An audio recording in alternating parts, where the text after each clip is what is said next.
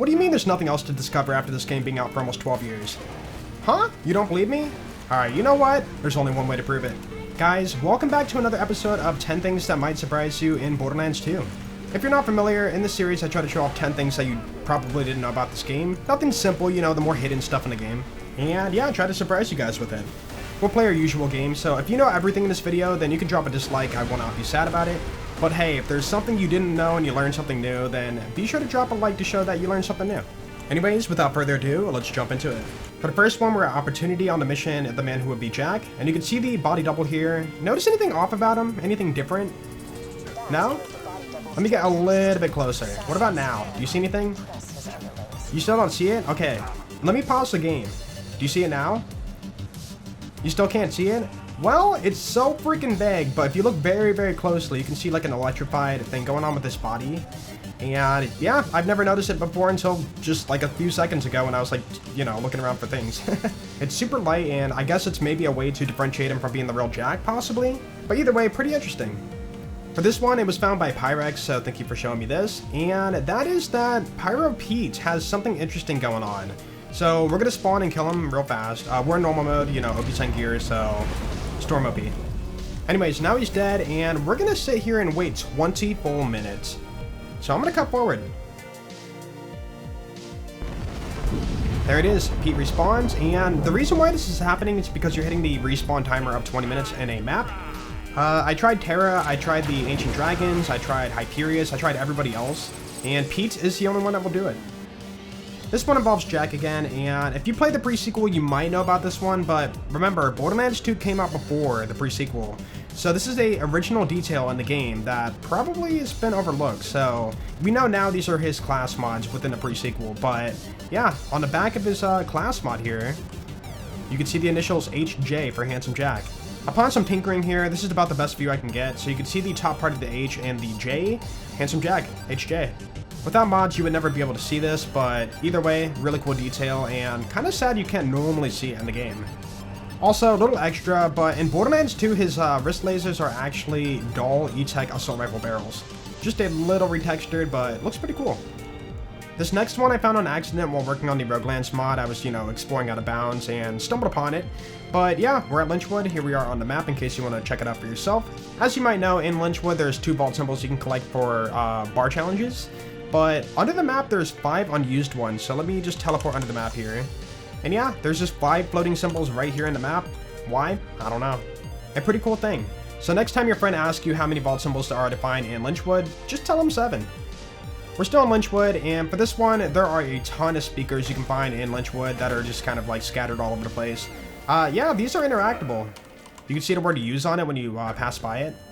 Now, upon clicking use, it does nothing. It's just, you know, there for some odd reason. Maybe during development of the game, you could interact with them to get your voice lines about what's going on in Lynchwood. But instead, maybe they just decided to put it on a timer. Either way, pretty cool. This cool fact was found by Dr. Bones, so thank you for showing me this. And you probably encountered this yourself and never knew, like, what's going on. So you might be familiar with the mechanic in the game called Perma Slag, in which when you're in a vehicle and you're slagged, if you simply jump out that vehicle or have the vehicle get destroyed while you run that slag animation, then you're going to be permanently slagged and take more damage until you save quit. Well, same thing for enemies, so if you slag Boom while he's in Big Bertha and destroy Big Bertha, he will be permanently slagged. It's a weird bug, but hey, at least it works for us too against the enemies. Mopioid found this one, so thank you for sharing. And what this is we're going to go ahead and turn in Dukino's mission, and we're not going to pick up the next mission at all. So Dukino is now in Rampage Skag variant form with an exclamation above his head for his next quest. We're going to head to Duchy Peak. Might seem random, but you'll see. Huh, what is that on the minimap? Oh, is that a copy-paste Dukino made into a new enemy called Digistruct Rampage Skag? It sure is. So yeah, when they made the Digi Rampage Skags, they're, you know, technically a different enemy from normal Rampage Skags. They use Dukino's code. So if you go anywhere else in the game and find a Rampage Skag, it's not going to have the exclamation point above their head. It's only going to work on Digistruct Rampage Skags. And no, you cannot pick up the mission here. He will not interact at all, but it looks kind of funny. This one I found on accident while doing a playthrough, and you might have seen it in one of my playthroughs, but Foreman Jasper, if you do enough overkill damage to splat kill him, you will see his collision box. Yeah. I have ran through normal mode using OP10 Topnia, spamming at every boss I could in maps, even enemies too. And Foreman Jasper is literally the only one that has this interesting collision box model thing. Alright, one more time, one more time. Aww. It's so cool. I love looking at it. For this one, it was found by Jupi, so thank you for sharing. And I'm gonna be honest, I'm kind of embarrassed I didn't know about this. Maybe it's common knowledge, but I had no idea. Anyways, so as you might know, when you get a melee kill in Perma Slag's Rampage, you jump back up to full HP. Well, turns out it does not have to be a melee kill. It could be a kill from anything. You can delay a grenade kill or, you know, throw something out, and then, like, if it gets a kill while you're in Perma Slag's, you jump back up to full HP. So I'm going to throw a skyrocket here and enter Perma Slag's Rampage, and watch what happens. Yeah, full HP. And early game, you have Perma Slag's Rampage at level 6. You have your skyrocket. So if you're ever in danger, you can literally just throw that and then, like, pop Perma Slag's and then be good to go. Really nice emergency backup. For the last one, it was found by Gunther, so thank you so much for showing me this. This is... let me just show you. So we're going to place the letters here during the Tina DLC main story quest. We're going to guess, and it's going to be wrong, right?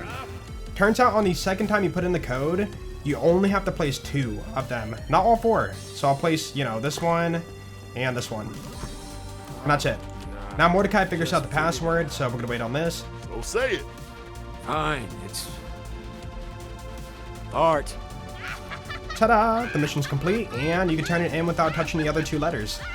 Normally we see the glowy objective thingy and we always like rush towards it, but it isn't always required. Yeah, doors open, and we still have these here, so if I just click them, nothing happens anymore. They're there, never to be placed. Hope you guys learned something new today, and if you did, be sure to drop a like. That'd be pretty awesome if you did. Also, if you guys know any cool facts about this game, even if it's very small or maybe something that you don't think is a big deal, be sure to comment down below because there might be more to it, and who knows, maybe I'll use it in a future episode. Anyways, thank you guys so much for watching, and I will see you next time. Peace out.